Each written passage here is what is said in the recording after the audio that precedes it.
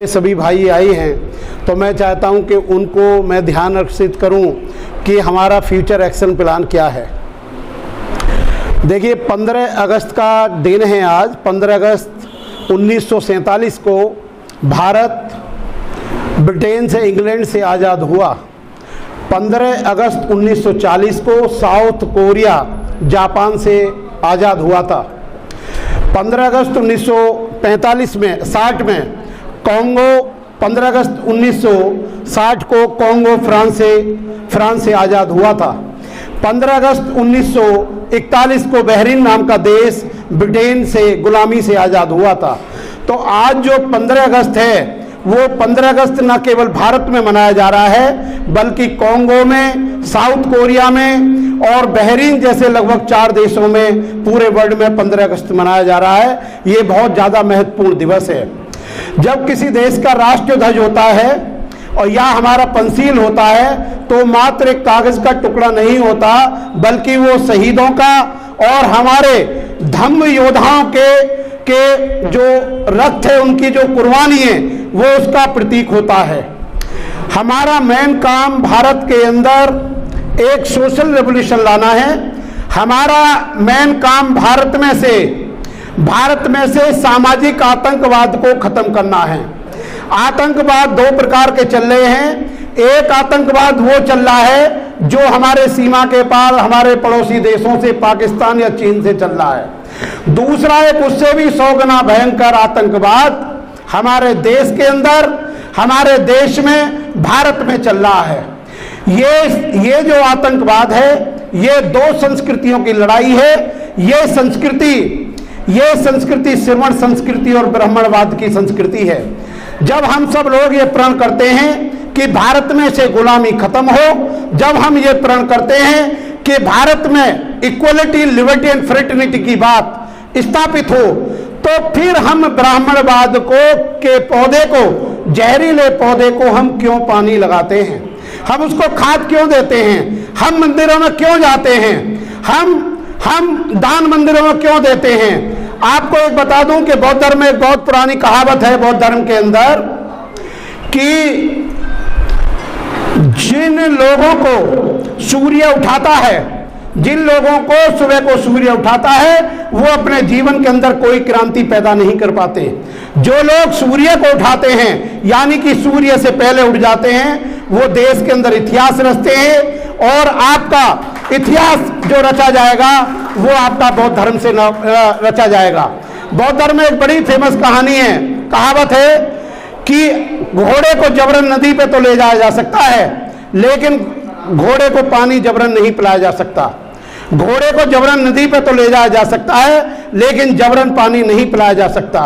तो भाइयों, बौद्ध धर्म की जो मेन मूल फिलॉसफी है वो चीन के अंदर एक बौद्ध धर्म की कहावत है कि जो मनुष्य बड़ी नरमी से इस धरती पर पैर रख के आगे बढ़ता है वो अंत में बहुत समय तक दूर से जाता है। भारत में सोशल रेवोल्यूशन की जरूरत मैं मानता हूं कि शहरों में भले ही ना हो, जरूरत तो है, लेकिन ग्रामीण क्षेत्रों में बहुत ज्यादा है। जो लोग ग्रामीण क्षेत्रों से आए हैं वो उनके अंदर एक सैलाब है। वो आतंकवाद के खिलाफ लड़ना चाहते हैं। वो भारत से सामाजिक आतंकवाद को खत्म करना चाहते हैं और भारत में से सामाजिक आतंकवाद को खत्म करने के लिए, सामाजिक क्रांति लाने के लिए केवल बौद्ध धर्म ही सक्षम है। ये वे लोग जिन पर सदियों से जुल्म, सितम, अन्याय, अत्याचार किया गया है, ऐसे लोगों के लिए बौद्ध धर्म एक औषधि के रूप में सुझाया जा सकता है। और आपको मैं बता दूं कि स्वतंत्रता का 2 वृक्ष है। स्वतंत्रता का जो वृक्ष है वह आतंक करने वाले और अत्याचारियों के खून से पनपता है। जब वो आप पे शोषण करते हैं और आप पे जुल्म करते हैं तो आप अपनी बहन बेटियों की इज्जत के लिए, अपने समाज की इज्जत के लिए आप देखते हो कि हम लोग एक पिटता है तो दूसरा देखता है। अगर हम कश्मीर से कन्याकुमारी तक भूतल के सभी शुल्कास्ट एक हो जाएं तो मेरा मानना है कि किसी लड़की के साथ कोई बलात्कार ना होगा, किसी भी नए युवक का मर्डर ना होगा और आप सामाजिक रूप से कभी भी अपमानित नहीं होंगे। आज भारत के अंदर 3 अरब बौद्ध हैं। विश्व के अंदर 3 अरब 300 करोड़ बौद्ध भारत के विश्व के अंदर हैं। तो हम, ऐसी कोई दुनिया के अंदर शक्ति नहीं है कि 3 अरब आदमी हम पूरे देश को ना हिला सके, किसी भी पार्टी को ना हम हरा सके। हम हरा सकते हैं, हम किसी भी पार्टी को हरा सकते हैं, किसी को भी जिता सकते हैं। बेहतर हम अपनी वोट की शक्ति से आपको परिचित हो। आप जिन सरकारों को, एक अकबर इलाहाबादी का शेर है जो जस्टिस थे इलाहाबाद हाई कोर्ट में, अकबर इलाहाबादी, वो कहते हैं तू हमसे न्याय मांगता है, तेरी नादानी है, ये जो अदालत है वो बड़ी दीवानी है। वो दीवानी सिविल केस सुन रहे थे, एक आदमी ने कहा साहब जल्दी करो, मेरा केस बहुत दिन से चल रहा है। तो अकबर इलाहाबादी साहब ने कहा अरे तुम हमसे न्याय मांगते हो, ये तुम्हारी नादानी है, और ये जो अदालत है वो बड़ी नादानी, वो बड़ी दीवानी है। तो सिविल का जो केस है, जो आपका जो मसला है, आपका मतलब सामाजिक क्रांति से जुड़ा हुआ है। अगर आपके मुंह में गलती से भी राम कृष्ण का, किसी देवी देवता का नाम आ जाए तो तुरंत आपको कोलरेट करना चाहिए, कुल्ला करना चाहिए। यह आपकी गुलामी का प्रतीक है। गीता को मैं मानता हूं, गीता एक ऐसा भाषण है जो हत्या करने के लिए दिया गया था। अगर आपको हत्या करनी हो तो आप गीता को पढ़ो। भाई महाभारत क्या है, एक सिविल सूट है पार्टीशन का, 2 भाइयों के बीच में वकील बैठे हैं, 2 भाइयों का सिविल सूट है जो बंटवारे के लिए बना था। शुल्क कास्टों का इनसे क्या लेना देना है? 14 साल तक जो जूता उस पर रखा रहा गद्दी पे, जिसे आप रामराज कहते हो, जिसको भाजपा लाना चाहती है, जिसे आप कहते हो कि ये जो भाजपा है वो रामराज लाना चाहती है, वो जूते का राज्य था। जूता सिंहासन पर करता था, कोई न्याय मांगने को जाता था तो उस पर जूता बाजता था कि SHO अभी नहीं है, इनको पीटो। 12 साल से 14 साल का वनवास क्यों मिला? उसके पीछे लिमिटेशन जो एक्ट है उसको आप देखोगे कि किसी भी मॉनेटरी पैसे का लेन देन का लिमिटेशन एक्ट के अंदर 3 साल का प्रोविजन है। और इमूवेबल प्रॉपर्टी जो जमीन जायदाद का मसला है, जमीन का, उसका लिमिटेशन पीरियड 12 साल का है। तो केकई ने इसलिए 14 साल का वनवास करा था ताकि केस टाइम बार्ड हो जाए और दोबारा वो बंटवारे का मुकदमा ना पार पा सके। लेकिन जब आपको आज जो भी हमारी सरकार बीजेपी की है वो कहती है कि हमें शुल्कास्टों में हनुमान ढूंढना है। हनुमान ढूंढने का क्या मतलब है? कि हमें गुलाम चाहिए जो दिन को रात के में तो रात कहे और उसके अंदर बुद्धि ना हो, जिसको कहें कि आग लगा दो। बाल्मीक, खटीक, धोबी, धीमर जो समाज हैं उनको सम्मान इसलिए दिया जा रहा है, उनको एक तरह से मानव बम तैयार करा जा रहा है कि कहीं दंगे में उनकी आहुति देनी है। तो उसी आहुति से बचने के लिए, उसी अत्याचार से बचने के लिए, उस जुल्म और सितम से बचने के लिए, ये हम सामाजिक आतंकवाद को खत्म करने के लिए हम ये प्रोग्राम करते हैं। और ये प्रोग्राम का मेन मूल है कि जिस प्रकार हिमालय से गिरने वाली धारा को दुनिया की कोई भी ताकत समुद्र में मिलने से नहीं रोक सकती, उसी प्रकार शूद्रों को, यादवों को, दलितों को दुनिया की कोई भी ताकत बौद्ध धर्म में आने से नहीं रोक सकती है। आत्मनिर्भर का जो बीजेपी की फिलॉसफी में आत्मनिर्भर और समर्था के 2 सिद्धांत बनाए गए हैं। आत्मनिर्भर का मतलब है कि कुम्हार केवल बर्तन बनाएगा, और जो गीता रामायण में हम देखते हैं कि श्री कृष्ण जी गाय चराने जा रहे हैं, वो मक्खन चोरी कर रहे हैं। ब्राह्मण एक ही उसका संदेश देना चाह रहे हैं कि भाई तुम चोर हो, तुम चोरी करके मक्खन चुराते हो और तुम्हारा काम केवल भैंसों को चराने का है, तुम्हारा काम संवैधानिक पदों को लेने का नहीं है, तुम अपना रिजर्वेशन ओबीसी का मत मांगो। ये यादव साहब यही तो बात है। तो ये जो षड्यंत्र रचा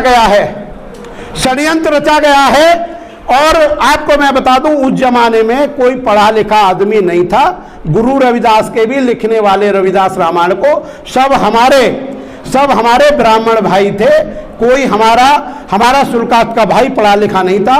नॉलेज के लिए बता दूं, जैसे प्रोफेसर मैक्स मूलर ने अपनी रिसर्च की book India what can teach us, हमने भारत से क्या सीखा नामक किताब में लिखा है कि अशोक के स्तंभों से पहले इस भारत के अंदर कोई प्रमाण नहीं मिलता कि यहाँ के लोग पढ़ना लिखना जानते हैं या लिखना जानते हैं। अशोक के स्तंभों से पहले कोई भी लिखने का प्रूफ नहीं मिलता है।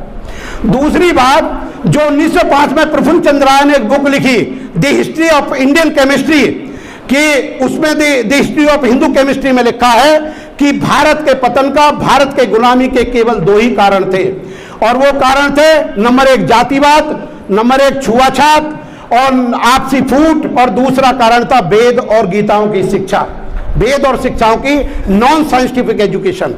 तो भाइयों, आप अगर आप चाहो, आपकी जनसंख्या लगभग 30 करोड़ 40 करोड़ के लगभग है, ये तो मैं शुल्कास्टों की बता रहा हूं, ओबीसी की मिला ले तो 80-90 करोड़ बैठेगी, तो हम हिमालय पर्वत को उखाड़ सकते हैं। ऐसी कौन सी पार्टी है जिसे हम हरा नहीं सकते? ऐसा कौन व्यक्ति है कि जिसे हम जिता नहीं सकते? लेकिन मेन कारण यह है, हमारी वोटें एक जगह पड़े, हम लोग उसको अपनी पॉलिटिकल पावर का, बाबा साहब ने जो संविधान दिया है उसका मेन कारण यह है कि देश के अंदर आपको सरकार में हिस्सेदारी की पावर आपको दी जा रही है। और दूसरा मैं बता दूं आपको कि अगर जिस पार्टी की सरकार होती है एसएचओ, एसपी, डीसीपी भी उनके होते हैं जो आपकी बात नहीं करेंगे। जब हाथरस वाला कांड हुआ था तो मैंने ये बात कही थी अयोध्या वाले कांड में कि हम आपकी लाशों को जला भी देंगे, एक लेख लिखा था मैंने, लेकिन हम आपको डेड बॉडी भी नहीं देंगे, जुल्म भी करेंगे, बलात्कार भी करेंगे और शुल्कास्टों को मारेंगे भी और उनको जला भी देंगे, उनकी डेड बॉडी भी ना देंगे। ये बात मुझे नागल वाले केस में रिपीट हुई। तो अगर इस जुल्म को आप खत्म करना चाहते हो, इस सामाजिक आतंकवाद को आप खत्म करना चाहते हो और आप समानता और निस्वार्थता की बात करना चाहते हो, तो मैं समझता हूं कि बुद्ध धर्म से कोई ज्यादा उपयुक्त औषधि नहीं है। क्योंकि बुद्ध ने जापान के एक मंदिर पे जो लिखा हुआ है कि अगर मैं अपनी उंगली से तुम्हें चंद्रमा को दिखाता हूं तो तुम चंद्रमा को देखो, मेरी उंगली को मत देखो, मैं मार्गदाता हूं, मैं मोक्षदाता नहीं हूं। तो ये जो अत्याचार हो रहा है, ये अत्याचार आपकी जाति को लेकर हो रहा है और इसका कुल अर्थ ये है कि आपको विकास न करने दिया जाए, आपको पढ़ने न दिया जाए, आपको गुलाम बना दिया जाए और आपको संविधान को जो खत्म करना चाह रहा है वो आपको इंसान से जानवर बनाना चाहते हैं। तो आप भूल जाइए, इन आकाश की बदलियों से निकलकर कोई फरिश्ता आपकी गुलामी की जंजीरों को तोड़ने के लिए नहीं आएगा। आपको अपनी गुलामी की जंजीरें स्वयं तोड़नी होंगी। जहां पर आर्थिक समानता नहीं होती, जहां पर भाईचारा नहीं होता, ऐसा धर्म नहीं, एक सजा है, एक ऐसी मीनार है जिसकी बुनियाद जो है गायब है। तो मैं आपको बताना चाहता हूं, आप धर्म का प्रचार करिए, बौद्ध धर्म में आप आइए और इसके लिए प्रोत्साहित करिए। ये नौजवानों का धर्म है जिनके बाल सफेद हो गए हैं। आप बुद्ध को देखोगे, बुद्ध ने कहा कोई रोगी, कोई फरार कैदी, कोई सजा याफ्ता आदमी, कोई पीओ प्रोक्लेम्ड ऑफेंडर बौद्ध धर्म में दीक्षा नहीं ले सकता। इस धर्म के लिए ऐसे लोगों की जरूरत है जैसे योद्धा होता है, जैसे फौज का नागरिक होता है, जैसे फौज का जवान होता है। तो बौद्ध धर्म की आप संस्थाओं के ऊपर भी डिपेंड ना रहें, इनको लकवा मार चुका है, इनके बस की धर्म फैलाना नहीं है। आप नौजवान लोगों को जिम्मेवारी अपने हाथ में लेनी चाहिए और पूरे दिल्ली में मैं कहता हूं, हमारे कितने डिस्ट्रिक्ट हैं? 11-15 12 डिस्ट्रिक्ट हैं। अगर साल में 12 महीने हैं तो एक डिस्ट्रिक्ट में हमारा कोई तो माई का लाल पैदा करा होगा जो एक अपने पूरे समाज को दिल्ली में बौद्ध धर्म के नाम पे इकट्ठा कर सकता है। जब मैं देखता हूं अपने भाई रोशन लाल जी को, तो उन्होंने क्रांति का बिगुल बजा रखा है उस पे के रोजना के आज यहां जा रहे हैं। मैं देखता हूं जगदीश प्रसाद जी को, वो दोनों हाथों समाज की सेवा करते हैं। मैं जेवी सिंह जी को, अपने अध्यक्ष को देखता हूं। मैं अपने जो मेरे साथ सेक्रेटरी रह के अपने भाई राजेंद्र सिंह हैं, भाई साहब जरा खड़े तो हो जाओ, इसको माइक को हटा के। ये कहते हो कि जिस प्रकार नदियां समुद्र में गिरने से प्यास नहीं, उसकी प्यास नहीं बुझती, अग्नि अनेक ढेरों को जलाने पे भी उसका पेट नहीं भरता और पशुओं का घास खाने से नहीं होता। हम धम्म के प्रचार करने से हमारी तृप्ति नहीं हो रही है, हमें महीने में एक पंच का प्रोग्राम जरूर करना है। तो आप आर्थिक साधन करिए, आप आगे बढ़िए। आपको मैं बताता हूं, जो मैंने 7 नवंबर का ऐतिहासिक प्रोग्राम रख रखा है।